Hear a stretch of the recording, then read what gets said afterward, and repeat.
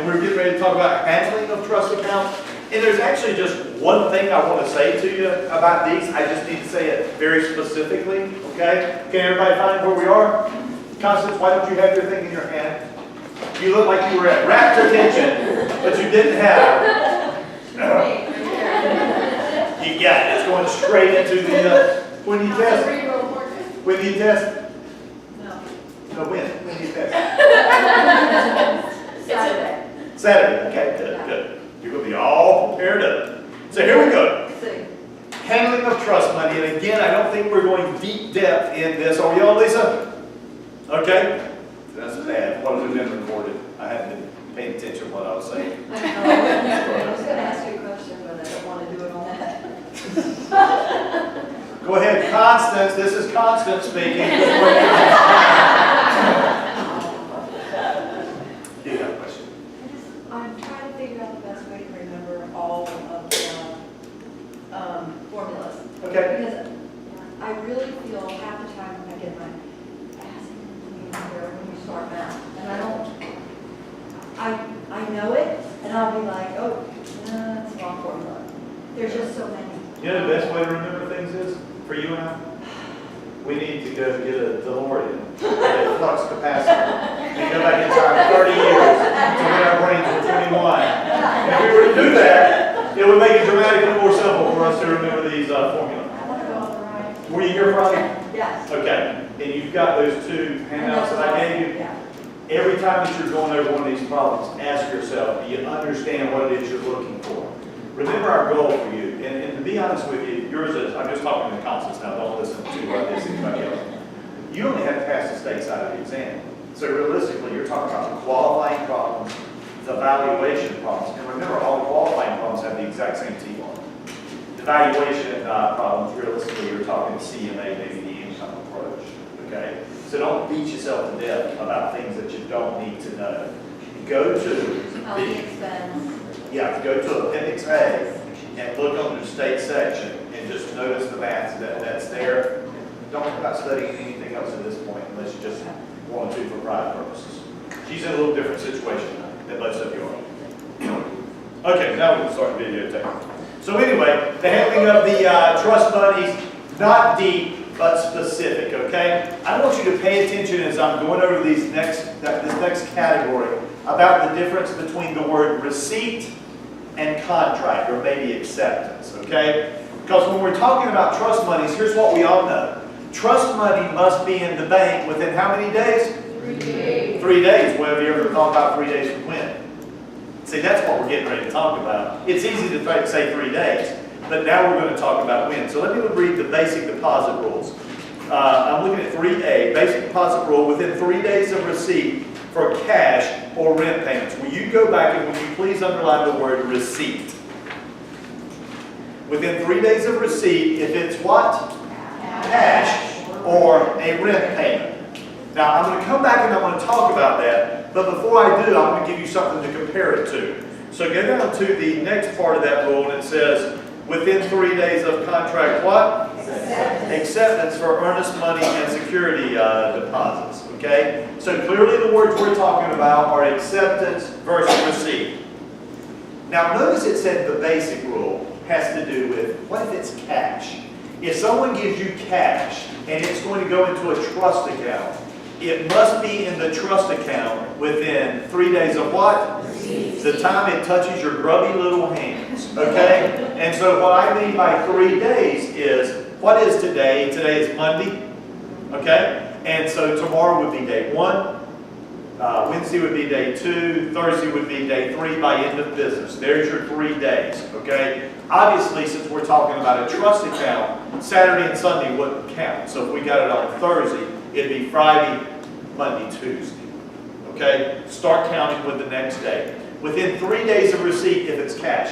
By the way, do you understand that the rule is, the rules have to do with the maximum amount of time you have to put it in a trust account.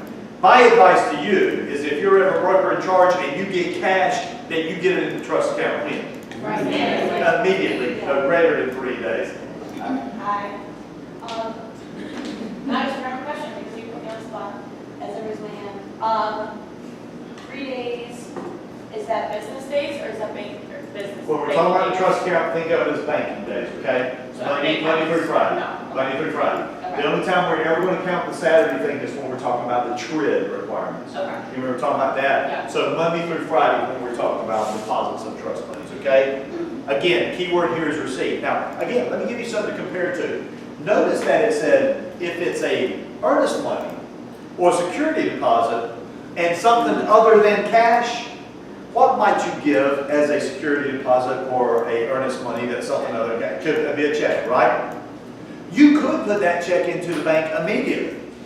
But the rule says you can't put it in any later than 3 days from when? Contract acceptance. Contract acceptance. So is it possible that a buyer would write an earnest money check, give it to an agent, we negotiate for 4 days, does that money have to be in the account? No, it could, but it doesn't have to be until it goes under contract, and then what happens? 1, 2, 3. Okay? So cash is easy. 3 days of receipt, right? Earnest monies are security deposits. If it's something other than cash, 3 days from contract. I want you to go back and think about those rent payments for just a moment. Notice it said a receipt if it's cash or if it's rent payments. What can you tell me about someone that's paying rent? They're already under what?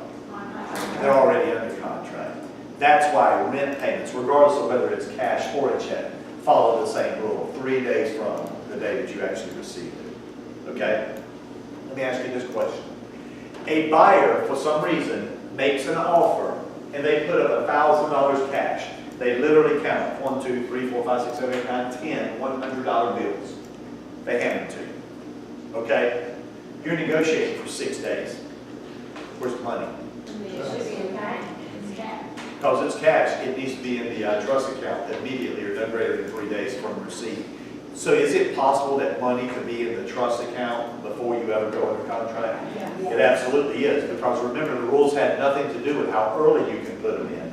It was a maximum amount of time, and because this is cash, it clearly is going to be in there sooner rather than later. Was that true with checks? Well, here's the deal with checks. Let's try it again. Buyer makes an offer and gives you a check as earnest money. Could you run and put it into the trust account? And when I say you, obviously I mean the firm. Yes, you could. Are you required to? With a check, you're not required to until it goes under contract. Okay? To me, this is, you talk about things that have to remember constants. This is one of those little tedious things. But if you can understand what I'm talking about in regards to receipt versus acceptance, you have won on that problem, and that's as complicated as we can make it. Okay? Questions, comments on that? Ari, you have any questions or comments on that? I'll put you on the spot again. No? Okay, we're in good shape on that. All right, let's see what's next. The receipt of trust money by provisional broker. Now we're back to being easy, right? How many days does a provisional broker have to get trust money into a trust account? No, you don't have a rule. Your rule is to get it into the broker in charge, and you're going to do that as soon as reasonable. Okay? Perfect.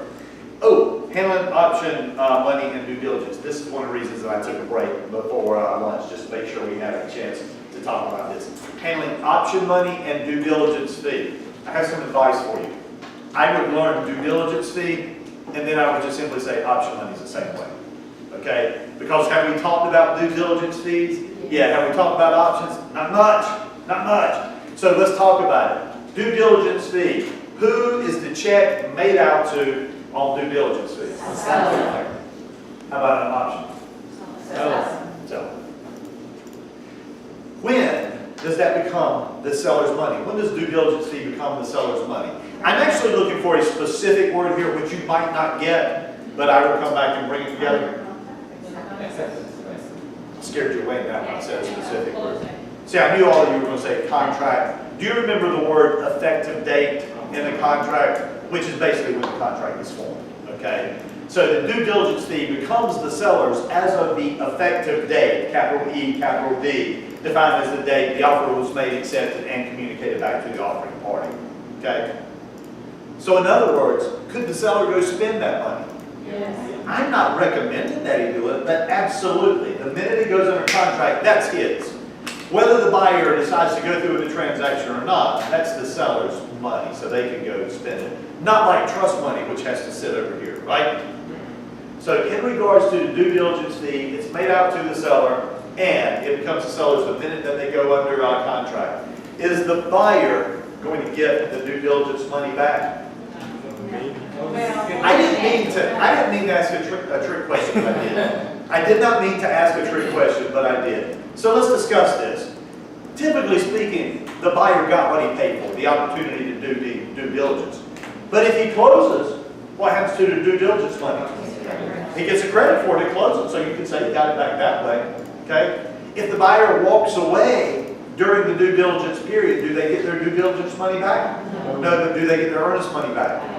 If the buyer walks away after due diligence, do they get their due diligence money back? No. Do they get their earnest money back? Not according to the contract. Now, a tricky way for us to ask questions about this has to do with like a loan. The buyer wasn't able to get his loan. Last time he bought a house was 10 years ago. 10 years ago, if you didn't get your loan, you got your money back. Is that the case today? Because we don't have contingencies in our contract today, do we? Okay, if you want a contingency in our contract today, you have to literally write it. Okay? What's that? Not you. But we have a form for that, or have an attorney if it's complicated. There were a lot of questions where it was like, so-and-so bought a house contingent upon his wife's approval, this and that, can you leave, is it okay? Some of those questions may be old questions that are hanging around, so let me tell you the way I want you to think about a contingency. You have a binding contract. If there's a contingency in it, it's just that this must happen before a party is obligated to complete the contract. So please understand what I'm saying here. In regards to a contingency, we don't currently have any, but if the question tells you that the contract does have a contingency, then this must happen before the party is bound to complete the contract. Okay? Some of those I think are old questions that are still lingering around, or some of them may be asked with the understanding that we want you to know what a contingency is, given the fact that we take a national portion of the test. So if there was a contingency that the buyer could get a certain type of loan, and could get his due diligence back? If it was contingent upon that him getting a certain type of loan, he actually would get his earnest money back in that case. Yeah. Let me give you an example. Matter of fact, listen to this example, and I dare say it because I don't want to confuse you. But theoretically, it could be testable. Can you tell me at least one, maybe two loan types where there is a financing contingency? VA and FHA, actually. VA and FHA literally say if the house doesn't appraise, the buyer can walk away, and they can't have any money at risk. And what they mean by that is they would get their earnest money back. They would not get their due diligence money back because that money was not at risk. They got what they needed. That they got the opportunity to do their diligence. Okay, what got me started on this? Handling option money and due diligence fee. Make it out to the seller. Becomes the seller's immediately upon the effective date of the contract, and the buyer is not getting that money back short of a seller breach, but he will get credit if he closes. Do all of those bullet points make sense to you? Okay, you are golden. As long as we're talking about options, we did talk about these right at the end of chapter 10. Do you remember that options are based on the concept of consideration and well-defined terms? Do you remember that? The due diligence fee, technically, the due diligence period is technically gives you an option to walk away from the contract, whereas an option fee technically gives you the option to complete a transaction. They are related. They're related. And then finally, we get to the North Carolina Timeshare Act. Well, let's just go ahead and put this on the table. The North Carolina Timeshare Act. I bet you that if you are familiar with the number 5, that there's a really good chance that you might do okay on the timeshare portion. What do I mean by that? Is a timeshare an interest in real property? Yes. Then how do we define what a timeshare is? Ownership of property for what? 5 or more separate time periods over 5 or more separate years. Created an interest in real property known as a timeshare. And by creating an interest in real property, do you have to have a North Carolina real estate license if you're going to sell timeshare in North Carolina? Yes. You absolutely do. Do you have to have a real estate license to be a developer of a timeshare? You do not. Developers don't need them. That's why they can be penalized $500 because it's possible that they don't have a license, so therefore you can't come after their license. Let's charge them a fee if they were to break a real estate commission rule. So far, so good? Actually, if they were to break license law, excuse me. All right, so 5, we know the definition. When purchasing a new timeshare, you have how many day right of rescission? Hit him for me because I can't reach him. Okay? 5. If it has something to do with timeshare, say 5. 5. There you go. 5. 5-day right of rescission, right? And if a developer breaks the state law regarding timeshare, for an example, if they do not give the public offering statement to the buyer prior to making an offer, the buyer can be fined how much by the real estate commission? $500 per wrongful act. Per wrongful act. Okay, let's see what other words come up here. Registration of timeshare projects. Just so you know, the timeshare developer has to register a product with the North Carolina Real Estate Commission.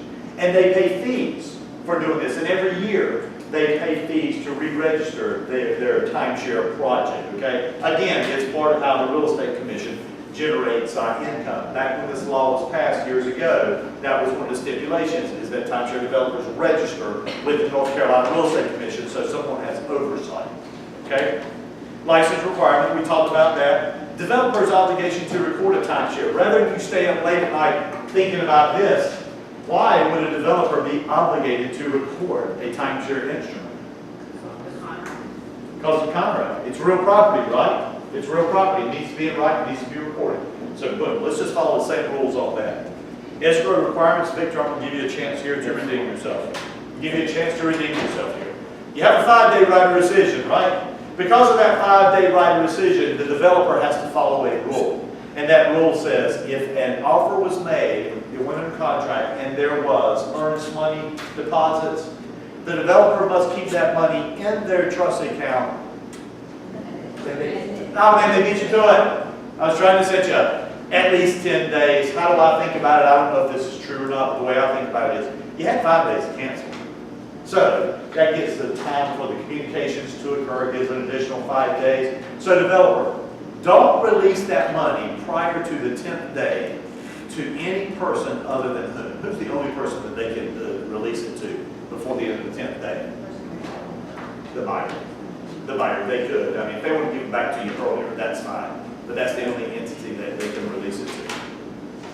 The purchaser's right to cancel 5 days, we talked about that. Commission's disciplinary authority. Please write this down. Oh, I do have it down on the bottom of the page.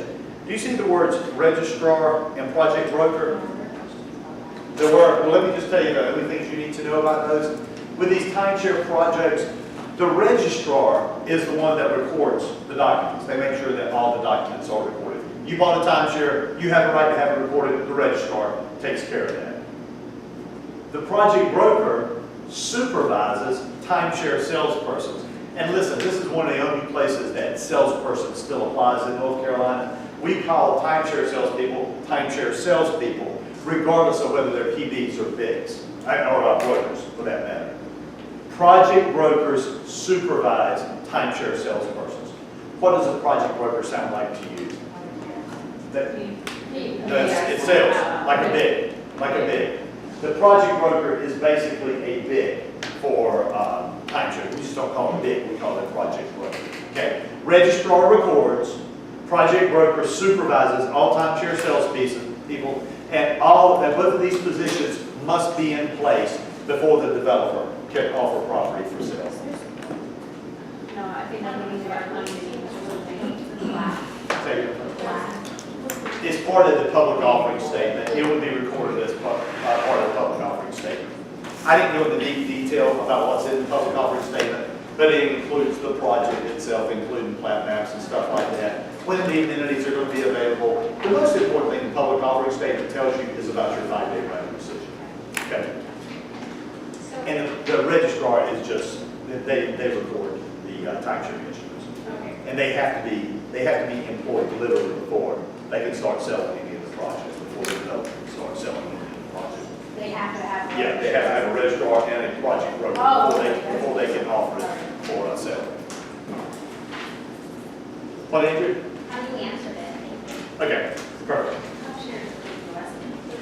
I'm sure You will have to determine that yourself. Okay, I don't own one. Okay. I know some people that own them and are happy with them. I know a lot of people that own them that are not happy with them. I would not use the word investment. If you want to buy it and use Timeshare is it. like a hobby way to get rid of easy. That's part of the problem, is they're so difficult to get rid of if you ever need to. Okay, at least you can cut off the tape at this point? Yes.